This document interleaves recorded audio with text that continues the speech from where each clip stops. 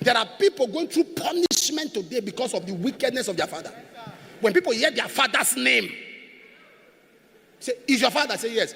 You will suffer today. What your father did to me, you will suffer. I was in the airport. We are scanning our bags, and somebody just brought the bag. They said, the NDLEA say, put your bag aside. Put your bag. What do you have inside? Where's your passport? As they saw, the man saw the passport.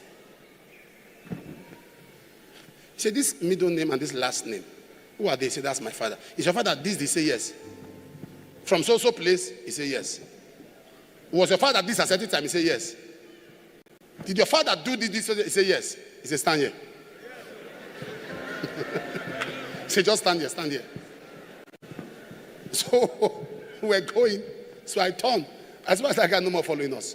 So he said, Pastor, be going, but leave this guy here. Just be going, be going. As I opened the bag, he said, it's beyond bag. We have to scan him, check him, take him through machines. I said, you are personal. You are personal. He said, no. I'm just doing my job, sir. I'm doing my job, sir. He has to pass through. We have to take him to the office because there are certain things that we have to confirm. So I held his hand to a corner. I said, open the bag. You can do that. Take him through a machine. But this several process is like you are angry. He said, Apostle, this guy's father. He opened his uniform and there was a scar. He said, the father gave me when I was small. Apostle, be going. I started begging. I said, I beg. Not today. He's with me now. When he's traveling alone, you can do what you want to do. I carried him. Let me return him back in one piece. The guy was looking. He was confused. He was confused. And there are politicians today. Am I talking to somebody here? Who are ruining the country, forgetting they have children.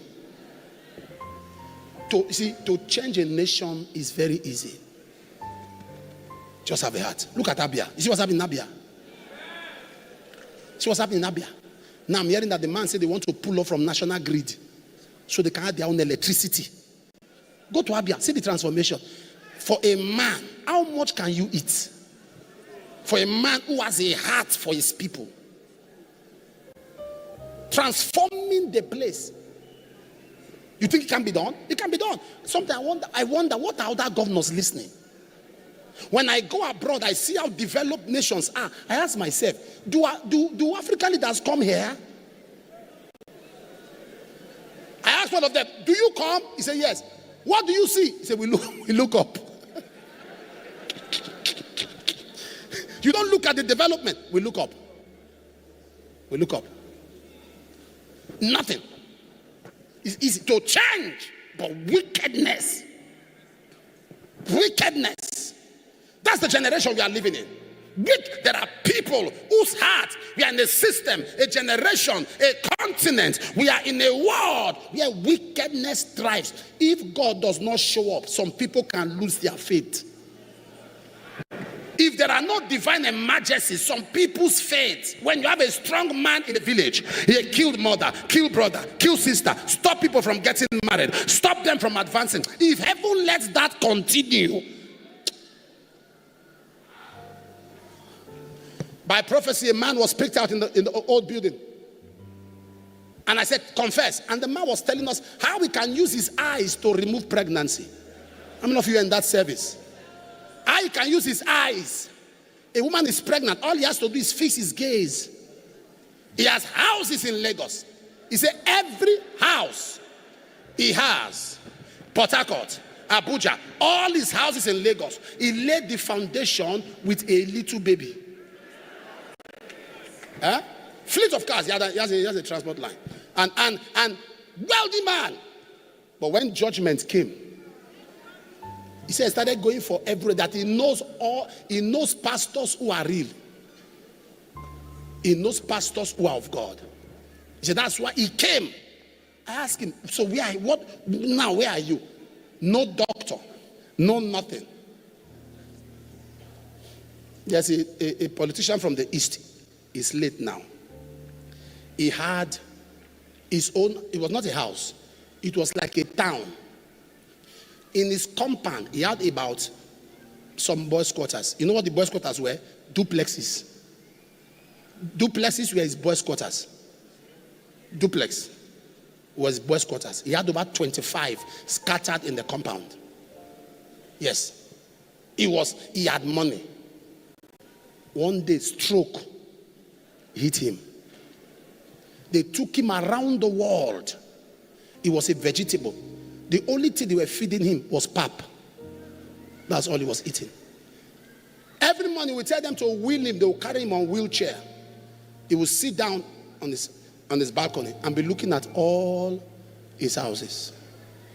The compound could host 2,000 people quietly. They would do events silently.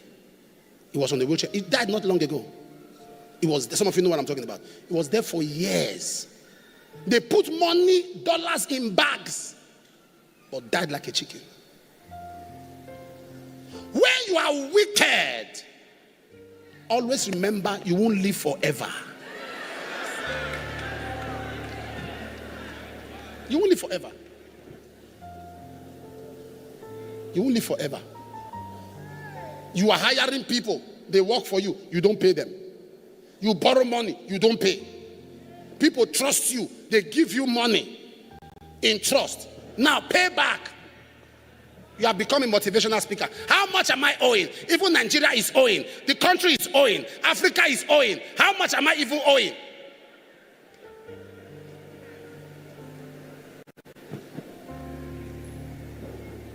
One of the signs of wickedness is when you go back on your word. When you say something, you go back on it. Somebody tell your staff there's no money, but you are changing cars. Company is not making money, but you are changing cars. Company is not making money, but all your children they are enjoying life. But somebody working for you, his own children can't feed.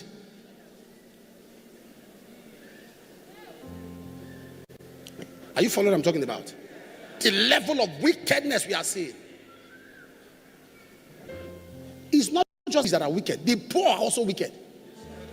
Somebody is walking out of a house. He's parking out. So he wants to destroy. He will break the window. I'm leaving this house today. What do I spoil? This landlord is a wicked man. He will now go to the bathroom, break the tap, leave the water running. So what else do I do now? Let me break these tiles. People don't understand that poor people are wicked too. Ooh. Not some, majority. Ooh. Check every rebel. 90%, not 100%, 90% of rebels, of people with deep animosity, are from extremely poor background. I can tell you by experience. I can tell you. People that destroy others, that will come out and destroy others, are people that those they are destroying lifted them. Those people made them the voice in their family. They became like the reference point in their family. That is why their own family cannot call them to order, because the family feeds from them.